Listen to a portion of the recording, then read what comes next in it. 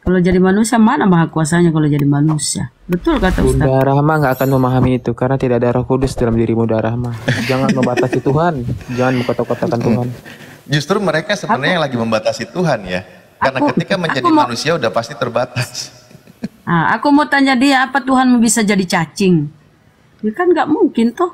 Oh, Tuhan makanya ada sifat-sifat Allah itu yang mustahil. Kalau di Islam kan ada sifat-sifat Allah yang mustahil. Allah itu mustahil maha lemah, Allah mustahil lemah, Allah mustahil pokoknya nggak boleh Allah itu jadi seperti makhluk kan. Tapi mereka tidak memahami itu ya, orang-orang Kristen. Sifat-sifat mustahil bagi Allah mereka tidak ada seperti itu. Nonton ini ya tentang Syahrini. Syahrini itu sekarang lagi viral. Murtad ya? Bukan. Justru kembali tentang memaknai siapa itu Yesus. Wah, tampil si menteri kah itu kah? Yang membantah itu perkataan Syahrini. Dia di mana nyampaikannya? Luhut, bukan Luhut. Siapa sih? Di TikTok ada juga, di YouTube. padahal cuma disuruh mikir ya kan, disuruh berpikir lagi kan. Bukan menyimpulkan, cuma suruh mikir gitu. Jedar membahana kalau Syahrini yang bicara. Sampai viral itu loh. Banyak oten kepanasan. Ini harus di ini nih. Wa ayam, selamat sore. Sore. Silakan, apa keluhannya? Apa keluhannya Bang? Silakan. Keluhan, nggak ada keluhan. Oh, mau bertanya atau mau ditanya? Yesus bukan Tuhan. Dia UMA ini Kristen apa Islam? Kristen, Mbak. Kristen. Kira. Ya, Yesus bukan Tuhan. Silakan dibantah, Bang. Ya menurut Islam kan. Menurut kebenaran secara universal. Menurut Yesus gimana ya menurut Yesus ya? Menurut kebenaran berarti Quran itu kebenaran ya? Menurut Bible pun juga bukan Tuhan. Nah, dilanjut sama guru-guru. Silahkan. Berarti menurut Al-Quran itu kebenaran ya, Al-Quran itu ya? Menurut Bible dan Al-Quran itu Yesus atau Nabi Isa bukan utusan. Iya. Menurut Yesus sendiri juga bukan Tuhan loh dia. Ya itu di Bible. Bunda ini suaranya putus-putus ya, Bunda Rahma? Apa dari saya? Ya. Suaranya Bunda tadi putus-putus. Coba kamu baca Roma 9 ayat 5. Ya, di tempat hujan. Si Paulus botak lagi kau bawa. Yesus. Coba kamu baca Roma 9 ayat 5. Perkataan Yesus, Bang. Kenapa Yesus kau bawa? Kalau Roma itu si Paulus itu memang Paulus memaksakan Yesus jadi Tuhan. Hanya ada satu Allah yaitu Bapa dan satu Tuhan yaitu Yesus. Itu ajaran Roma, ajaran Paulus. Tapi kalau Yesus dia berkata, dengarlah orang Israel, Tuhan Allah kita, Tuhan itu hanya hidup yang kekal itu yang mengenal Allah satu-satunya, satu-satunya Allah yang benar dan mengenal Yesus Kristus yang engkau utus. Utus itu ya Rasul, utusan Allah. Kalau Paulus ya memang dia paksakan Yesus jadi Tuhan, Bang. Ya karena firman itu turun menjadi manusia ya memang pasti tentunya itu sama. Firman Tuhan turun menjadi manusia. Ya, firman itu telah menjadi manusia, bukan firman telah menjadi Tuhan. Firman itu telah menjadi manusia. Ya karena perkataan kehendak Allah itu telah menjadi manusia Yesus. Karena Bapa mengambil rupa menjadi manusia. Bapak mengambil rupa. Iya, jadi kan? Yesus itu adalah Allah. Iyalah. Jadi ketika Yesus berdoa Lukas 6:12. Yesus naik ke bukit sendiri. Yesus naik ke bukit berdoa. Semalam-malaman dia berdoa kepada Allah. Berarti dia berdoa kepada dirinya sendiri. Lukas 6:12. Dia kan berkomunikasi dengan Bapa. Kamu kok membatasi dia? Loh kan Yesus adalah Bapa itu sendiri. Ya kan berkomunikasi, doa itu kan komunikasi dia dengan berkomunikasi dengan dirinya sendiri, kayak orang gila dong. Kan dia kan berada di muka bumi kan kapasitasnya sebagai manusia, maka dia berkomunikasi dengan Bapanya sendiri. Kamu bilang Yesus adalah Bapa itu sendiri yang turun menjelma menjadi manusia. Ya, Yesus itu kan konsep ketuhanannya, ingat ya, konsep ketuhanan Yesus 100% manusia, 100% ilahi. Ketika ilahinya ada di dalam dirinya, dia berdoa kepada siapa lagi? Jadi begini, kamu Bagaimana? kamu selain kamu meyakini Alkitab, selain kamu tidak meyakini Alkitab, sungguh heran. Yang ada ayat yang lain yang menyatakan Yesus adalah utusan, lu percaya. Tapi ada ayat yang lain yang mengatakan bahwa Yesus adalah Tuhan Allah itu sendiri, kamu nggak percaya. Di mana Yesus adalah Tuhan Allah itu sendiri? Tunjukkan. Data di Bibelmu mana Yesus Tuhan Allah itu sendiri? Nah sekarang begini, saya tanya Alkitab kan. Sekarang begini, kita minta pembuktiannya kok bilang sekarang begini. Nah dari konteks ini, you percaya Alkitab ayat yang ini kamu percaya bahwa Yesus itu adalah utusan. Yang kau ucapkan itu tunjukkan bahwa Allah ada, Yesus adalah Allah itu sendiri. Ayo tunjukkan dulu. Omonganmu itu loh tadi. Makanya kan saya suruh baca Roma 9 ayat 5. Yuk bilang langsung Paulus. Bagaimana? Bacalah, coba kau baca. Jangan nyuruh-nyuruh di sini. Baca yo. Kau yang bawa data, kau yang baca dong. Ayo baca Roma, baca.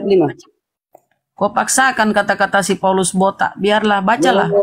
Ini Roma. Ini kamu sakit gini. Roma berapa bang? Cepat. Roma 8. 9. Roma 9. Ayat 5. Inilah dia pengikut Paulus, memang suka bawa surat-surat Paulus kalau pengikut Paulus. Ini kesalahan total. Ada ayat mana yang ini kita baca dulu. Kamu kan mau bawa ini. Mereka adalah keturunan bapak-bapak leluhur yang menurut Mesias dalam keadaannya sebagai manusia yang ada di atas segala sesuatu, ia adalah Allah yang harus dipuji sampai selama-lamanya. Amin. Maksudnya? Udah jelas kan? Ini kan perkataan si Paulus. Pernyataan Yesus mana bahwa dia adalah Allah itu sendiri? Makanya tadi saya mengatakan, Bunda Rama, ada ayat tertentu yang Bunda Rama mengatakan itu meyakini kitab suci. Kita paham. Kita paham, Bang. Ketika itu dia mengatakan Yesus adalah utusan Allah, Bunda Rama langsung serta-merta yes, amin. Ya oke, kita paham. Kita ikuti. Ketika Roma 9 ayat 5 ini mengatakan Yesus adalah Allah itu sendiri, langsung Bunda Rama Musa, dengar, di perjanjian lama Musa pun disebut Allah. Yang menyampaikan firman itu adalah perwakilan Allah, ibaratnya adalah mulut Allah. Itu dalam perjanjian lama ya, Musa pun disebut Allah. Tapi saya ingin berkata begini, sebentar. Saya ingin dengar dulu. Saya ingin berkata seperti ini. Ya. Kalau Paulus yang kau jadikan patokan itu benar karena kamu pengikut Paulus. Kata Paulus apa? Aku diutus untuk orang-orang yang tidak bersunat di luar orang Israel. Aku diutus untuk orang-orang yang tidak bersunat di luar bangsa Israel. Nah, kamu inilah. Makanya kamu ya, 14 surat-surat Paulus di Bibelmu, inilah yang menjadi pedomanmu, patokanmu, imanmu. Jadi kau sering mengutip kata-kata Paulus, karena memang kalian diperuntukkan itu untuk si Paulus. Paulus diperuntukkan untuk kamu. Jadi kamu itu bukan pengikut Yesus, pengikut Paulus. Coba kau ikuti kata-kata Yesus. Coba kau ikuti. Sekali-sekali ikuti kata-kata Yesus. Coba. Apa kata Yesus ya? Aku utusan. Aku pada firman. Yohanes 17:8. Firman yang engkau sampaikan telah kusampaikan kepada mereka. Dan mereka telah menerimanya. Mereka benar-benar tahu bahwa engkau yang telah mengutus aku. Jadi tolong sekali-sekali kau kutip kata-kata si Yesus. Jangan selalu kata-kata si Paulus. Saya begini Bunda Rama. Sekarang kita lupakan Paulus. Tadi kan Bunda Rama Injil Yohanes. Berarti Bunda Rama percaya dengan Yohanes kan?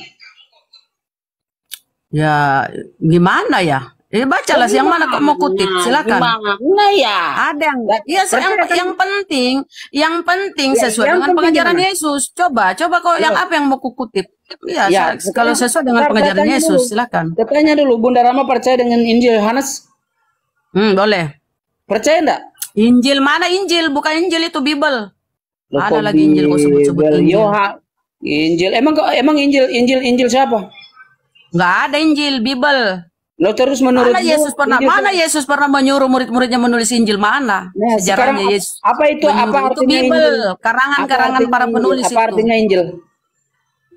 Injil itu kabar baik menurut kalian. Tapi mana ya bukti Yesus? Mana bukti Yesus menyuruh murid-murid menulis Injil? Mana? Kabar baik itu artinya Bible apa? Bible itu kumpulan buku-buku. Nah, Bible mau ini kumpulan buku-buku. Kabar baik itu apa? Jangan kita ke kabar baik lah, jangan Injil. Kamu nggak ada Injil. Oke, dari tadi saya mau nanya. Bunda. Saya mau nanya yang tadi Bunda Rama mengatakan Yohanes. Kembali ke topiknya coba Bunda. Jangan digeser ketika tadi dia menyebut mengutip di Roma 9 nomor 5. Sedikit Bunda ya, sedikit. Silakan. Nah, mari kita bedah di sini pembahasan ya. Pembahasannya mari kita bedah. Konsep kan Pak Wo ini kan dia ini dari Kristen. Nah, saya ingin tahu nih pemahamannya, apakah keimanannya bersumber dari bangsa Yahudi atau di luar Yahudi? Mari kita simak pelan-pelan coba. Ketika di situ menggunakan kata Allah dikembalikan kepada Yesus. Bahkan Yesus sendiri Pak, Yesus sendiri berkata itu tertulis di Yohanes 10:34, kata Yesus kepada mereka, tidakkah ada tertulis dalam kitab Taurat kamu, aku telah berfirman, kamu adalah Allah. Kan gitu. Oke, sepakat ya? Nah, sekarang begini Pak, saya ingin tahu pemahamannya. Kata sebenarnya Allah di sini dari bahasa Ibrani dia merujuk kepada kitab Taurat disebutnya Elohim.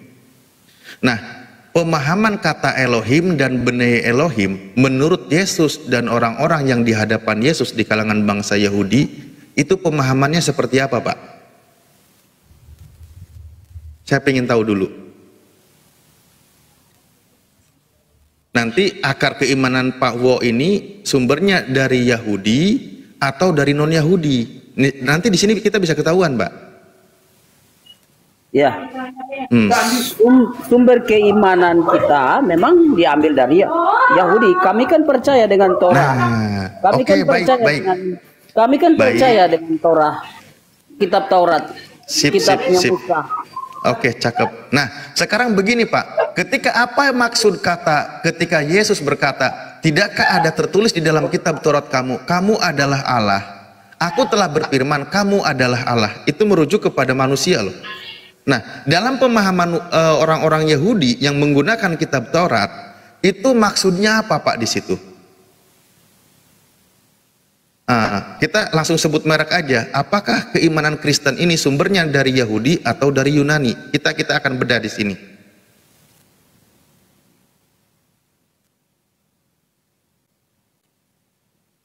Halo Pak?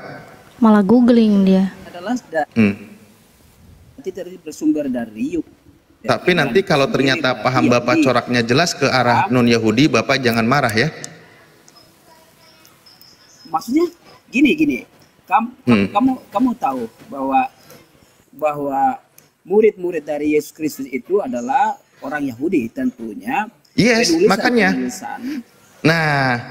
Makanya Pak, saya sampaikan tadi dalam pemahaman Yahudi, bahkan Yesus sendiri mengatakan di Yohanes 10:34, dia malah berkata, tidakkah ada tertulis di dalam kitab Taurat kamu, aku telah berfirman, kamu adalah Allah. Di mana di situ tertulis Pak? Jadi ternyata pemahaman tentang sebagai Elohim, ya sebenarnya kita pakai kata Elohim ya, itu kata Allah itu saya agak berat mengucapkan. Karena di situ Yesus mengutip kalimat itu kembali ke dalam bahasa Perjanjian Lama, di mana di situ menggunakan kata bahasa Ibrani. Jadi di situ mengatakan kamu adalah Elohim. Pemahaman Yesus ketika dikatakan sebagai Elohim, bahkan ada Bnei Elohim atau anak Theos. Nah, itu bersumber dari Perjanjian Lama pemahamannya yang sepakat antara orang Yahudi dan Yesus. Pertanyaan saya, tertulis di mana dan seperti apa memahami kalimat itu, Pak? Ya, tentunya Anda mengatakan bahwa di dalam Perjanjian Lama tidak tertulis, oke, kamu adalah Allah. Di dalam Perjanjian Lama memang benar tidak tertulis dengan demikian. Bahkan orang Yahudi menolak dia bukan Mesias. Kok jadi pelan suaranya ini? Jadi Hello. Di dalam kok jadi pelan? Suaraku bagaimana? Pelan-pelan jadi pelan. Iya, jadi pelan suaranya, Pak. Jangan Saya ngumpet, sulit nangkap. Pak. Kecil suaranya, Pak, kalau ngumpet. Halo. Iya. Makanya ketika tadi Bapak membaca Roma, itu kan tulisan dari Paulus. Oke, saya hargai dengar dulu baik-baik. pemahaman Paulus. Dengar baik-baik. Perjanjian lama tidak saya mengerti, saya memahami tentang apa yang you katakan, bahwa Yesus tidak mengatakan di dalam perjanjian lama bahwa engkau pernyataan itu tidak tertulis di sana, kan itu tujuanmu kan? Justru tertulis, Pak. Tertulis, bahkan ada Pak, tertulis.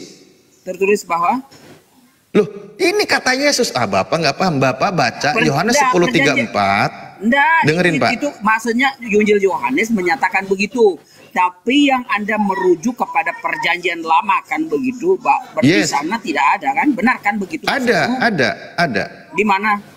Lah, makanya Bapak sudah paham atau belum? Kalau belum, ini repotnya. Jadi Perjanjian. Ini kan kita merujuk ke perjanjian lama itu adalah Yahudi itu sendiri kan maksudmu? Lah iya. Nah, ini saya bukain datanya aja ya. Saya bukain datanya. Nanti di sini kelihatan coraknya. Paham Kristen itu lahirnya dari mana gitu loh. Biar kita tidak salah paham. Paham Nih, Pak. Kristen ya dari Yahudi sendiri. Ya ini ya makanya kalau dari Yahudi begini, Pak. Dari Yahudi itu begini. Ini saya buka ini, Pak. Yohanes 10:34. Ini Yesus yang bilang, kata Yesus kepada mereka, tidakkah ada tertulis di dalam kitab Taurat kamu? (2) Bunyi ayatnya, aku telah berfirman, kamu adalah Allah. Makanya saya tadi tanya sama Bapak, Bapak sudah pelajari atau belum? Tertulisnya di mana dan dipahaminya seperti apa? Kalau Bapak belum baca, nanti saya kasih tahu. Nah, tertulisnya itu di mana? Nah, berarti Bapak belum tahu ya? Nah, itu makanya saya pasti tahu mengapa arah pikiranmu. Gimana sih? Iya, Bapak udah benar. tahu atau belum? Ya, Saya tahu apa yang aku mau. Pak, hey, yang jelas dikit lah, Pak. Coba kamu jelaskan. Nah, ya udah, Bapak tahu nggak kalau ini ada tertulis dan dipahaminya seperti apa? Bapak udah tahu atau belum? Iya, kita udah tahu bahwa dia adalah Allah. Yohanes menggambarkan itu semua. Ya ini di mana? Tertulisnya di mana? Ya di kitab suci. Ya di mana? Ya Yohanes sendiri mengatakan itu. Loh, di dalam kitab Taurat kamu, di dalam ini merujuk kepada perjanjian lama. Dia menyebutnya makanya tadi kan saya udah mengatakan you itu menggereng saya ke kitab perjanjian lama. Lah, memang nah, ini di dalam Yesus sendiri yang itu. mengutip. Nah, sekarang kamu buka di perjanjian lama. Bapak tahu di mana? Nah, makanya saya tanya di mana? Iya, saya tanya, Bapak tahu nggak? Nah, saya tanya di mana? Kamu Ya, Bapak tahu nggak? Kalau nggak tahu, saya kasih tahu gitu loh. Nah, maka sekarang kamu kasih tahu. Nggak repot saya ini. Kalau Bapak tahu, Bapak sebutkan. Kalau nggak tahu, saya kasih tahu.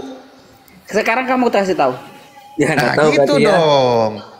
Ya, sekarang kamu kasih tahu. Iya, Bapak nggak tahu kan? Saya kasih tahu di dalam gitu nih. Iya, di dalam Mazmur gitu. Lah itu udah nyari. Iya, maksudnya kan itu maksudnya arahmu itu loh, itu yang saya mau nunggu pikiranmu itu. Lah iya, makanya Bapak sebutkan. Kenapa sih main umpet?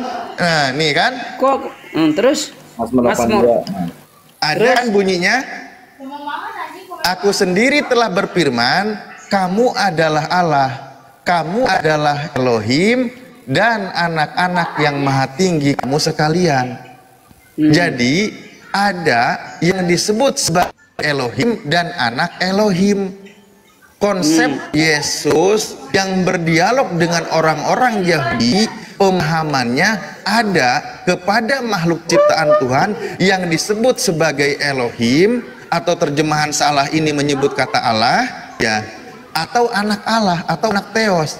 Nah, saya tanya sama Anda, pemahaman orang Yahudi, karena Yesus berdialog dengan orang Yahudi dan Yesus sepaham dengan orang Yahudi, maksud kata Elohim dan anak Elohim itu apa, Pak?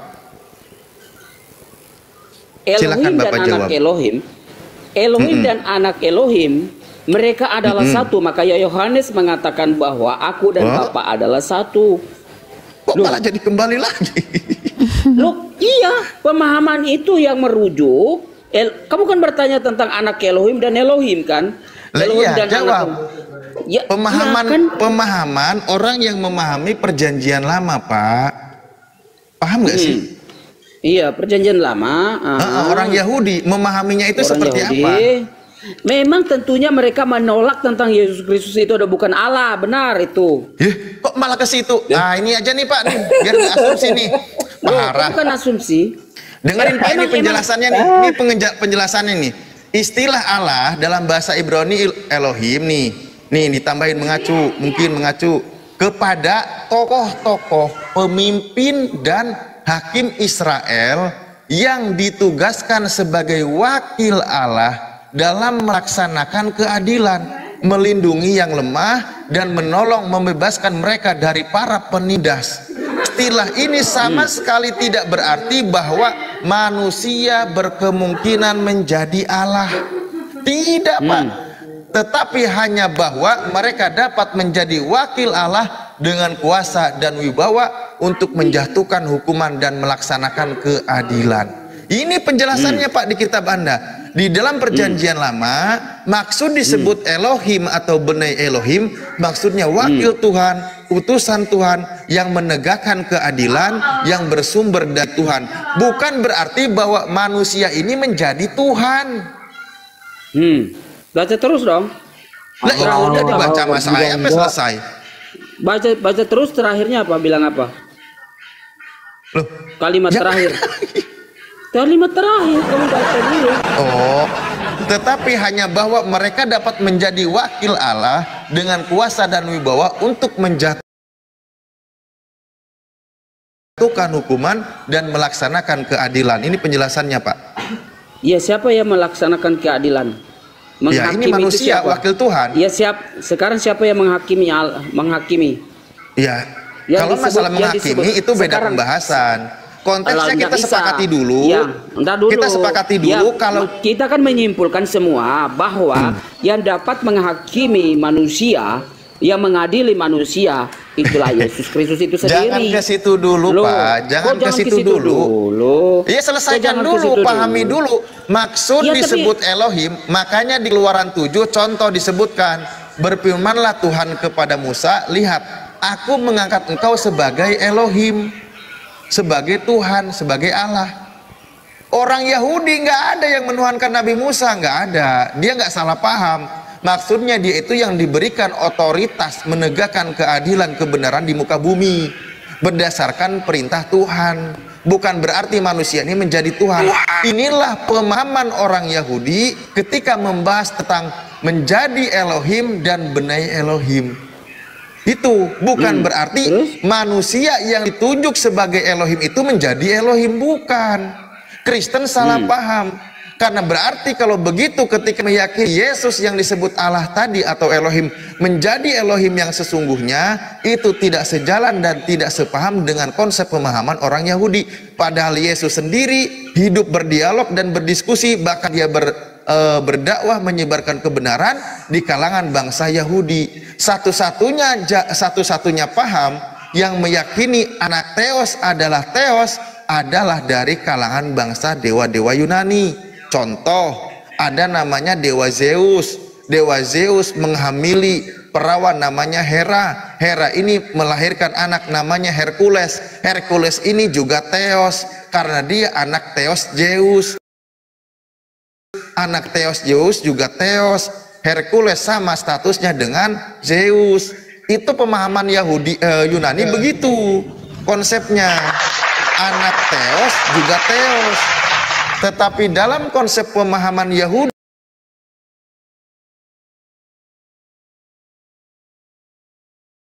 yang disebut anak Elohim bukan berarti Elohim, Pak, tetapi manusia yang diberikan otoritas menegakkan keadilan di muka bumi.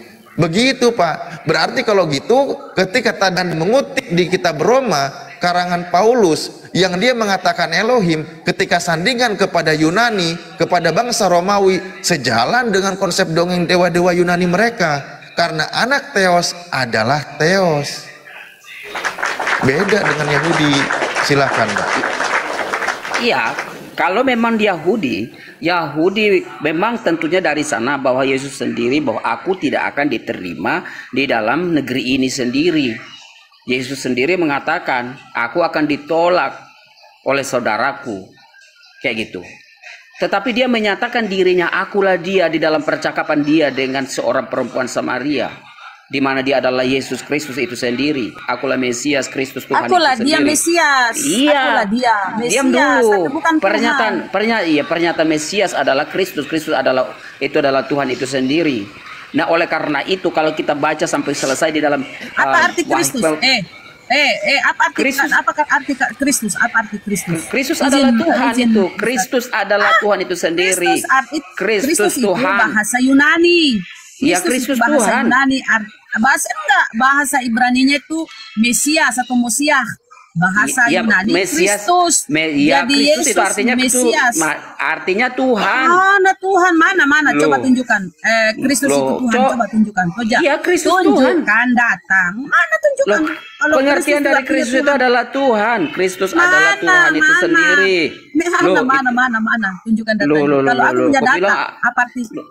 Iya kan itu, Kristus adalah Tuhan itu sendiri. Mana datanya? Kristus itu bahasa Yunani, bahasa Ibrani itu Iya, yang artinya Mesias atau yang diurapi, yang diurapi dan di kata lain adalah Tuhan itu sendiri. Nggak ada. Kok Tuhan diurapi? Ngapain Tuhan diurapi? Tuhan kok diminyaki? Tuhan Mesias itu artinya Kristus bahasa Yunaninya ya. Artinya ya seseorang yang diurapi dengan minyak suci atau yang ditasbihkan gitu loh, yang istilahnya dilanti ya. Misalnya raja, pemimpin, bukan Tuhan. Itu konsep orang-orang Yahudi. Sebelum Yesus lahir, konsep tentang Mesias itu sudah ada. Apa itu? Yaitu seorang tokoh Yahudi, seorang tokoh yang ditunggu-tunggu oleh orang Yahudi ya. Itu konsep Mesias.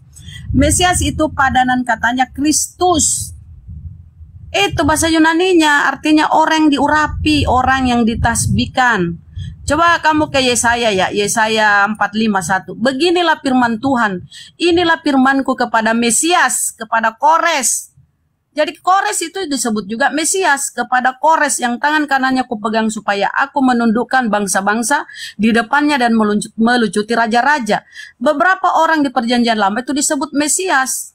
Bahasa Yunaninya itu Kristus. Misalnya Harun, Mesias, Saul, Mesias, Elisa, Mesias, Salomo. Tetapi lembaga Alkitab Indonesia dengan kelicikannya hanya menyebut Kristus itu hanya kepada Yesus.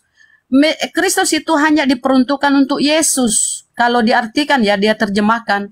Tetapi kepada Kores, kepada Salomo, kepada Elisa, dia tidak merubah kata Mesias itu menjadi Kristus, enggak. Dia tetap Mesias. Seperti tadi ku bacakan ya. Yesaya, beginilah firman Tuhan, inilah firmanku kepada Mesias. Padahal Yesus juga Mesias. Tapi lembaga Alkitab penerjemah dia merubah di situ Kristus. Dia lari ke bahasa Yunani. Kenapa? Dia mau membedakan, menjadikan Tuhan. Oke, padahal Mesias itu artinya Kristus.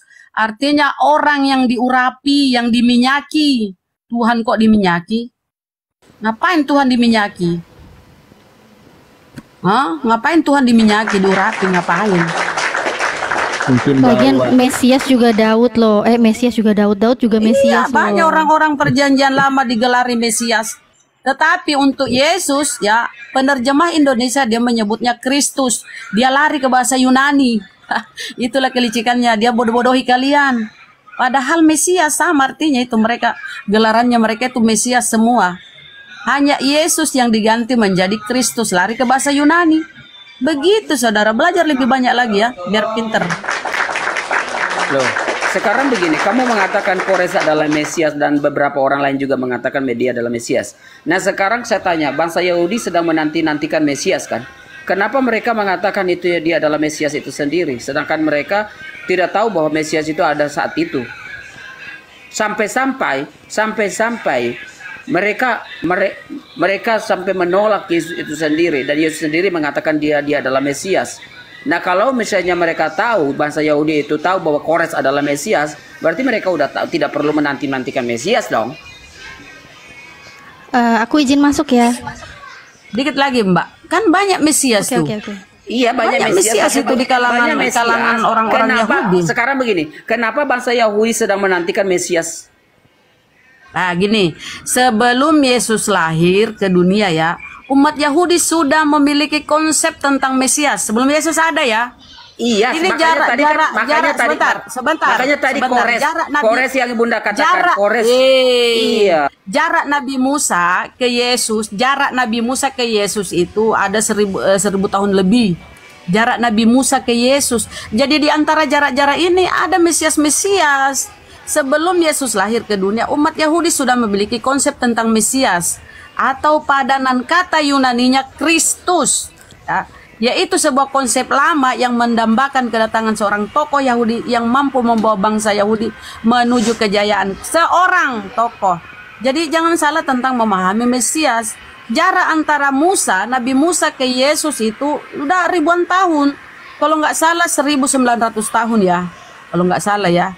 Jadi lama jaraknya itu baru datang Yesus. Jadi orang-orang Yahudi itu sudah banyak melalui proses-proses ya. Banyak melalui proses. Jadi udah banyak Mesias gitu ya Bang ya. Jadi jangan salah paham. Ketika Yesus berbicara dengan perempuan Samaria di sebuah sumur, apa kata perempuan itu? Kami akan datang seorang Mesias yang disebut juga Kristus yang akan menyampaikan kepada kami apa yang akan terjadi. Jawab Yesus, akulah dia. Akulah Mesias itu. Jadi dia tidak pernah mengaku akulah Tuhan itu, akulah Allah itu. Enggak, dia selalu Mesias. Nah, coba pahami apa itu konsep Mesias. Ini Yesus orang Yahudi ya. Jadi kalian harus memahami Mesias itu menurut pemahaman orang-orang Yahudi. Ya, orang-orang Yahudi. Yesus orang Yahudi taat. Sekarang saya tanya, kenapa Koresnya tidak ditolak sama mereka? Sini. Dianggap, kenapa Kores tidak ditolak sama mereka? Kenapa mereka orang bangsa Yahudi itu tidak menolak si Kores adalah Mesias itu sendiri? Gini loh. Oh ya, belum selesai ngomongnya. Oke, ngomong dulu. Iya, ngomong dulu. Kirain udah selesai. Silakan. Iya, kalau pemahaman kalian seperti itu tidak ada, karena kalian memang menjadi kaum Arianis itu sendiri yang istilahnya menolak Kristus adalah bukan Tuhan itu sendiri. Itu sudah memang dari zaman berabad-abad tahun yang lalu bahwa Islam itu memang bergandeng dengan Arianis itu sendiri. Sehingga sudah selesai bicaranya, kita bahas Mesias. Nggak usah kamu mondar-mandir ke Muslim segala macam ke Islam. Iya, penolakan itu memang terjadi bahwa Islam tidak mengakui Yesus itu Tuhan, kaum Arianis juga tidak mengakui. Nggak usah ngasih tahu, semua orang tahu Islam menolak Yesus sebagai Tuhan, semua orang tahu. Sekarang yang perlu kita bahas statement kamu, Yesus itu Mesias, maka Yesus itu Tuhan. Sekarang saya kasih tahu kamu, Bunda Rahma udah ngasih data banyak loh ya ke kamu ya. Ini aku kasih langsung nih, matanya dipakai, lihat ya. Ini aku ambil dari Wahyu 21 ayat ke-7. Kamu baca, ini kalau kamu baca ayat ini, senang banget kamu. Nih aku baca ini. Barang siapa menang, ia akan memperoleh semuanya ini. Dan aku akan menjadi Allahnya. Ini kan yang kamu seneng kan, Yesus jadi Allahnya kan. Dan ia akan menjadi anakku.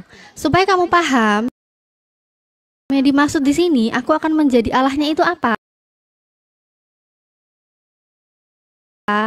Nih saya bukakan ya dari Alkitab Sabda Yerusalem. Kamu baca di sini. Gelar anak Allah, ya, gelar anak Allah diberikan kepada Mesias sebagai pengganti Daud. Oh, berarti Mesias pengganti Daud.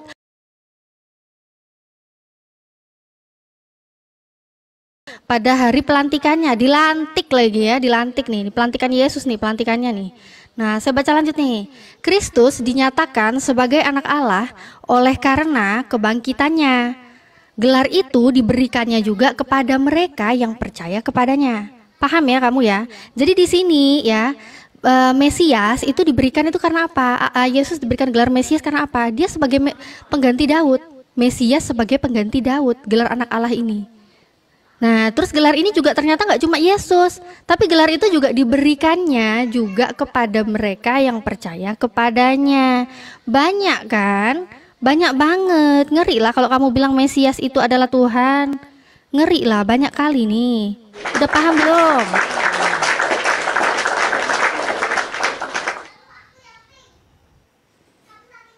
Ayo ditanggapin, jangan dimakan mic-nya. Ya, itu kan pemahaman Anda sendiri. Pemahaman Anda, kamu bilang ini saya tidak memaksakan apa-apa. Kamu coba baca. Sekarang begini. Kamu fitnah saya. Ini bukan pemahaman saya. Ini dari tafsiran Alkitab Sabda dari Kristen sendiri. Ya. Dari Yerusalem, tempatnya Yesus sendiri loh, Bang, bukan saya, Bang. Ngadi-ngadi Bang nih. Iya, itu kan Alkitab Sabda itu kan dibuat oleh manusia juga, yang dibuat oleh orang-orang yang mau menuding yang kekristenan pakar itu sendiri. Bible, bukan kamu. Ini dibuat dari pakar Bible ya. Levelnya tinggi, nggak kayak kamu. Dari pakar Bible. Jerusalem tempatnya Yesus.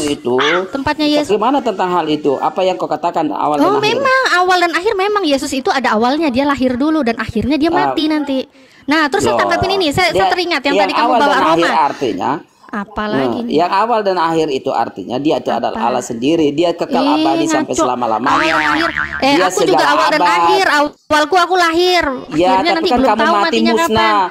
Kamu mati musnah. Astaga, ini nih sekarang ini lanjut ke Roma 9 yang ayat kamu bawa tadi ya. Soalnya kamu enak-enakan nih, kamu tadi bawa-bawa ini. Asal kamu tahu, ini mumpung ada guru kita ya, Kurius Moto ya, Bang Kurius Moto. Kamu lihat, ini Roma 9 ayat 5. Kamu tahu, umat terjemahan di sini ada ia adalah Allah, ternyata ini tambahan. Kamu tahu, originalnya tuh nggak ada ia adalah. Nggak ada, ini kata ia adalah tuh nggak ada. Cuma ada Allah yang harus dipuji sampai selama-lamanya. Itu penambahan. Terjemahannya dirubah. Kamu bisa lihat nih. Ya, kamu bisa lihat nih yang perbedaannya TB dan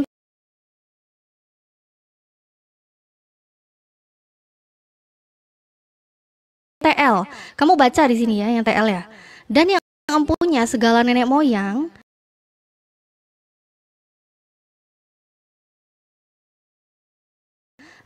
dari antara terbit Kristus secara manusia yang di atas sekalian, Tuhan yang terpuji selama-lamanya. Amin. Makanya kamu kalau lihat dari sini ya, itu ia adalah tuh ditambah. Karena apa? Adanya cuma Theos. Theos langsung Allah. Sebelumnya apa?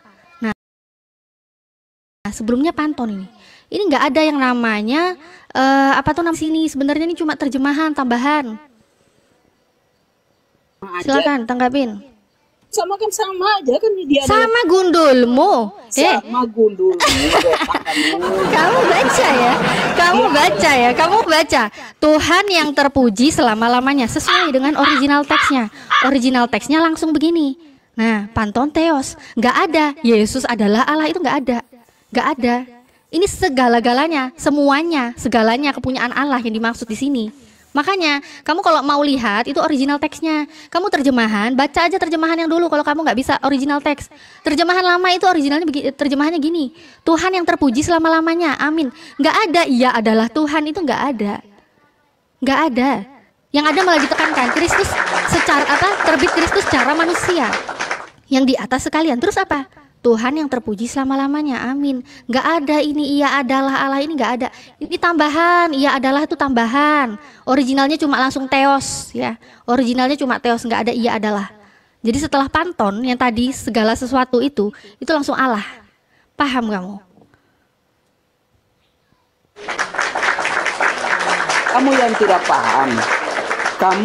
tidak paham tentang itu, apa yang dituliskan oleh perjanjian, tulisan-tulisan perjanjian lama, tulisan-tulisan perjanjian baru, versi yang lama dan versi yang baru. Kamu itu tidak tahu. Saya membacakan data, kamu bisa baca nggak? Loh, data yang diangkat dalam kitab Sabda itu, data-data itu memang dibuat untuk menuding Alkitab itu sendiri. Jadi jangan percaya dengan Alkitab data itu sendiri. Kenapa? Sebentar, ini kok lucu nih. Alkitab Sabda dibikin untuk menuding Alkitab itu sendiri. Maksudnya menuding bagaimana? Maksudnya Alkitab Sabda membuktikan kitabmu bagaimana? Menuding seperti apa maksudmu? Karena tulisan-tulisan itu hanya ingin mendiskreditkan Alkitab itu sendiri. Makanya ada kitab Sabda. Iya, kitab Sabda itu dibuat untuk hanya membuat istilahnya merendahkan kitab suci itu sendiri. Wow, ini botol sekali ini. Alkitab Sabda dia bilang begitu. Padahal ini pakar Bible yang bikin. Tidak. Astaga. Kamu coba lihat. Kitabmu terbitan berapa tahun berapa? Dia tidak mungkin mengaku itu. Coba kamu coba lihat di perjanjian, di kitab-kitab suci yang lain. Kalau Ini saya buka, saya lihat di kitab suci yang lain. Ini ada sebutannya banyak. Ada AYT 2018, TL 1954. Ini TLTB ini sama-sama LAI semuanya. Mbak, TLTB. Mbak Natali, izin. pengertiannya itu Mbak Natali, izin sama. sebentar. Izin sebentar. Ini dulu lihat King James saja. versi ya sedikit ahi. Coba ini versi KJP ya. King James version ini yang mereka pakai ini. Siapakah dengar dulu WIM. Siapakah bapak-bapak dan siapa yang menjadi manusia? Kristus datang yang ada di atas segalanya. Diberkati Allah selama-lamanya. Amin. Ini versi KJP ya. Nah, kamu ditipu-tipu lembaga Alkitab. Ya, Terjemahan KJP baru langsung God bless forever dirubah. ya. Dirubah. Inilah kalian dibodoh-bodohi, lembaga penyesat. Kenapa saya bilang di sini ini diberkati Allah selama-lamanya. Tadi yang terjemahan baru itu ya versi lai itu, ya dia paksakan Yesus jadi Allah. Ditambahkan Kalian ditambahkan dibutakan, kata bro. ia adalah. Coba kita ke Akhi Moto ya, bahasa originalnya. Silakan Akhi. Tadi udah sama itu Mbak Natali, aman. Silakan. Lanjut. Silakan guruku, Pak Kurios Moto, silakan. Lanjut. Udah. Pakarnya ini. Udah. Terus saya Udah lanjut.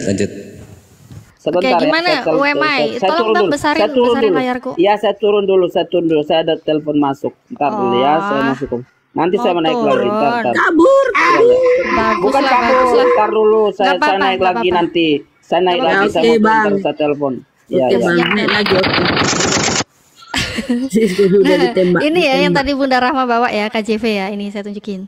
Nah, KJV ini langsung God bless forever, amin. Jadi nggak ada namanya ia adalah Allah, nggak ada. Kasihan ya mereka. Ngadi-ngadi. Memang lembaga penerjemah ini betul-betul ya. Banyak yang dia ini sesatkan lah. Dia lagi nerima telepon tuh, nggak tahu tuh. Itu namanya Takia Korintus, bukan menerima telepon. Tapi kasihan juga dia di atas, sudah malu dia, udah kepentok dia.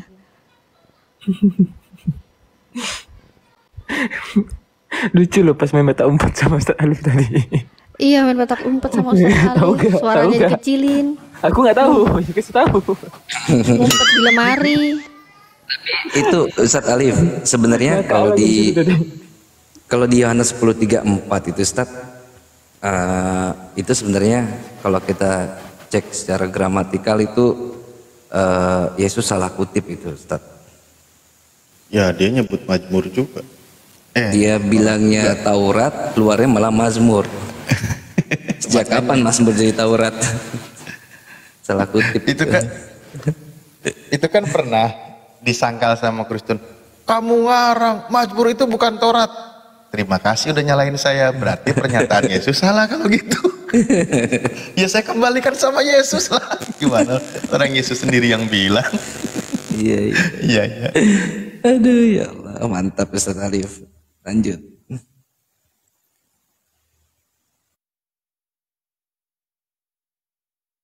Tadi juga mau nyalahin itu, Ahimoto. Ternyata nggak nyebutin, nggak nyalahin. Kamu itu ngarang ya. Mazmur dibilang Taurat. Kemana dia? Kemana dia malah nyalahinnya pakar Bible, Alkitab Sabda yang disalahin sama dia. Nah, Kemana dia? Biasa sering kayak gitu. Kabur. Ngacir, dia nangis di pojokan. Ya ampun, padahal gue udah siapin Sepertinya kopi, begitu. rokok, segala macam. Kabur dia. Samuan. Ini kita jawab dulu Samuan di bawah ya, penyembah bangkai. Tuhanmu itu yang mantan bangkai loh. Di manakah mayat Tuhan kita? Tuhanmu mantan bangkai.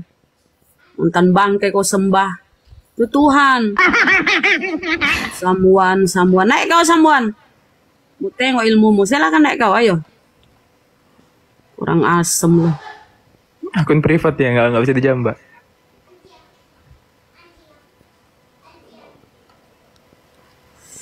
Inilah pengecut ya, bisanya typing di bawah. Nggak mau naik diskusi. Kawin cerai bagus, menghina bagus. Amoy, naik Amoy. Amoy naik. Naik dong Amoy. Mana ada Amoy? Amoy Oten, Amoy Kafir. Naik dong, Moy. Oh, Ayo dong. Amo ini fans lama nih, pengikut terus dia nih, mantau terus. Wah, inget banget Di dulu. repost, Rashid, diposting. nanti masuk di komal saya jam 7 ya. Saya tunggu jam 7. Ya ampun, gua ngantri kayak orang ngantri sembako di bawah kagak dinaik-naikin. Moy. Aduh, naik Moy. Moy, naik Moy. Mumpung gua lagi, ya udahlah. Enak ya pakai songkat ya, banyak songkat, banyak suara-suara yang menghibur. Suara lucu-lucu ya. Ingin beli 2014 Gepeng Hotel. Belilah Bun. Iya insya Allah. Cuma di sini tuh nggak ada ya, aku tuh maunya langsung ke tokonya gitu loh. Harus Masa di sana pesan. nggak ada? Iya nggak ada. Kasihan. Nggak tahu ya kalau aku yang nggak kurang ini. Penyembah bangke Muhammad kelihatan bodoh sama ya Allah ya Rabbi, naiklah kau. Dia nggak sadar ya Tuhan. Yang hujat-hujat di bawah nggak usah dibaca Bun, biarin Bun. Nggak punya nyali buat naik gitu. Ya Kafir ya mau naik diskusi selama 3 jam gua kasih koin 2000. Ada. Ada.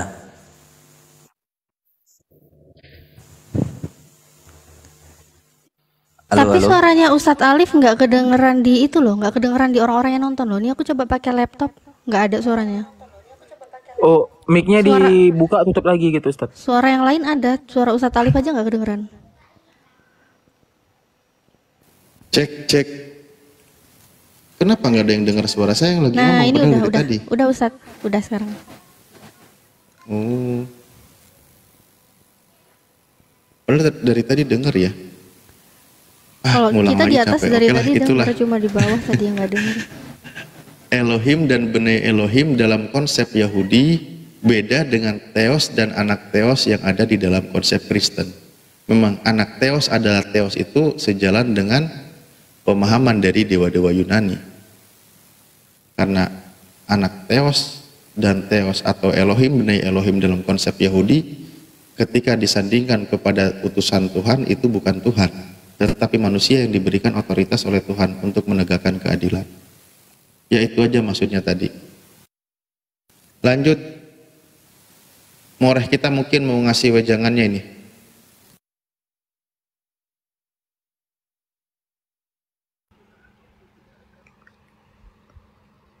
Ya, jangannya Bang Andre Taulani. Itu udah cukup yang disampaikan sama Ustadz Alif. Jadi mengenai kata Elohim sebenarnya sendiri itu artinya itu kata Elohim sendiri kan itu otoritas. Nggak melulu jadi Tuhan. Nanti kalau dilihat di Keluaran 21 nomor 6 itu Elohim itu disebut dengan hakim. Terus mal'ah atau malaikat disebut juga Elohim. Tadi Ustadz Alif di Keluaran 7 nomor 1 Moshe atau Musa itu disebut dengan Elohim gitu. Jadi sebenarnya ketika sepanjang ini sih saya belum pernah melihat narasi dari perjanjian baru kalau Yesus itu disebut Elohim gitu. Andai kata pun Yesus itu disebut Theos, Yesus itu disebut Elohim, itu akan biasa saja karena orang terdahulu sudah pernah ada. Siapa yang pernah dipanggil Theos? Ada Musa di Keluaran 7 nomor 1 yang tadi Ustadz Alif buka. Musa disebut Elohim enggak? Iya, disebut Elohim. Di mana? Di Keluaran 7 ayat 1 yang tadi Ustadz Alif buka. Jadi gelar Theos dan Elohim itu enggak spesial-spesial sekali gitu. Dan mengenai kenapa Yahudi itu Mesiasan Yesus. Jadi pada saat itu nanti bisa lihat di ini salah satu di Yeskiel 45 nomor 22. Nah itu nanti seorang Mesias itu atau seorang raja itu harus mempersembahkan lembu jantan untuk dirinya dan seluruh penduduk situ. Nah Yesus melakukan enggak? Satu. Yang kedua, pada saat itu Yahudi pun terbagi dua, orang Shomer di utara, orang Yerusalem di selatan. Datangnya Mesias itu dalam perspektif Yahudi, Mesias itulah yang akan mempersatukan perpecahan ini. Indikasi perpecahannya di mana? Nanti lihat di Yohanes 4 nomor 20 sekian, itu yang ada seorang wanita Samaria gitu kan.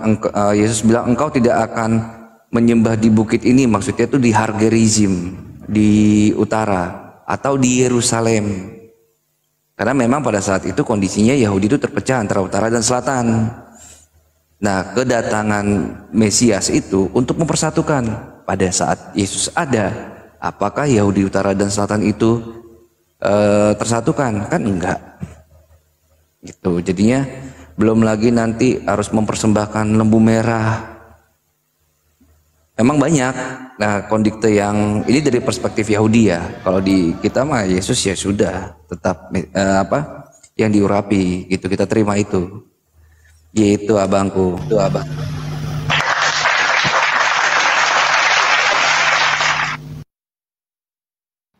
Ya, Hago, user Hago, selamat sore user Hago. Kenapa Hago? Hago kepanasan? Kalau udah mau bernarasi daging semua itu. Pedes itu kalau bahasa apa? Oh, jenius Ustaz Alif nih.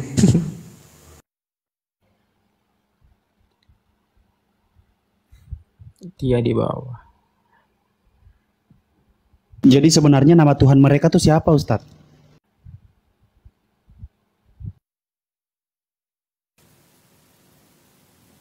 Huruf besar semua, huruf besar.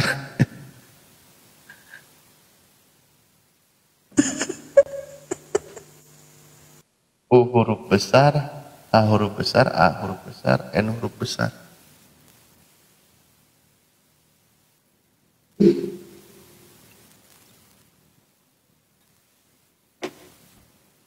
Tapi kenapa ya sepi sekarang hotelnya, nggak kayak dulu?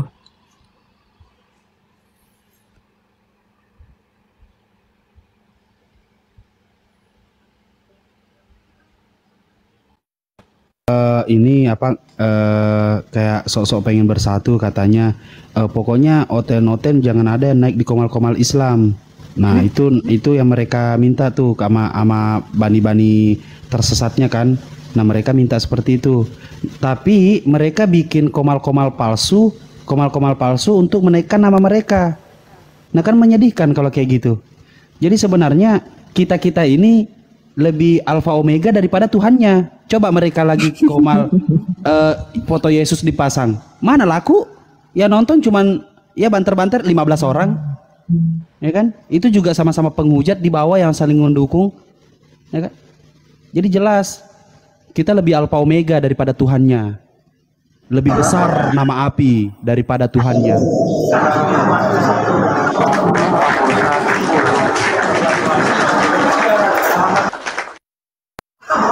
Assalamualaikum warahmatullahi wabarakatuh. Waalaikumsalam warahmatullahi wabarakatuh. Oh, ini akun asli ya? Emang jadi gila. Ubay gila. Noise-nya banget ya.